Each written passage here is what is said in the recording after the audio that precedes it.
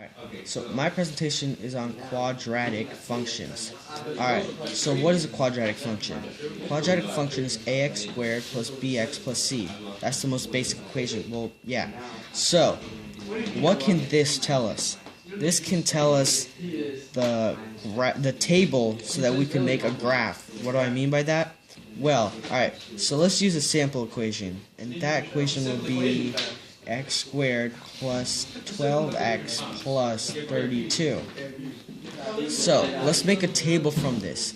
The first step is to find the vertex. The vertex in a graph is going to be the point that's like right in the middle, along the axis of symmetry. Alright? So, first to find the x of the vertex, we have to use the equation negative b over 2a. And for this equation, that equation will be negative 12 over 2 times 1, because there's no coefficient in front of x squared. So that will equal negative 6. So negative 6 is the x of the vertex. So step 2, plug in the x that you found here into the equation, which will give us negative 6 squared plus 12 times negative 6 plus 32. So that equals negative 4. So that is the y of the function, or the vertex.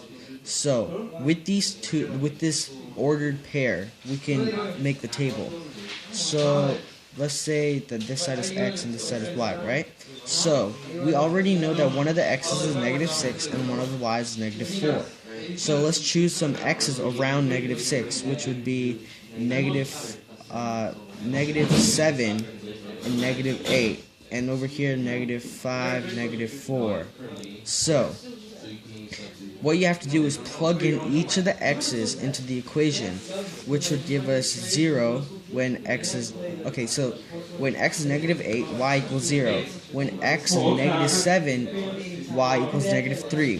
When x is negative 6, y equals negative 4. When x is negative 5, y equals negative 3.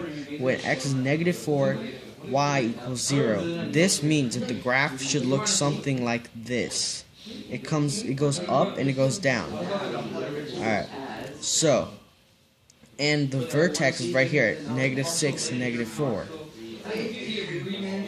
Oops, my bad. It will be negative 6, negative 4.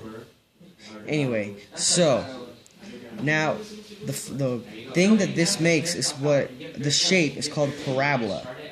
And this can be used for this type of graph could be used for many things.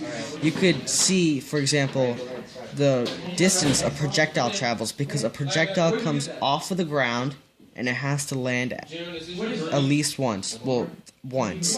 And when it starts and when it lands are called the zeros, which will tell us when it hits the floor. So that's what quadratic functions are used for. Thank you.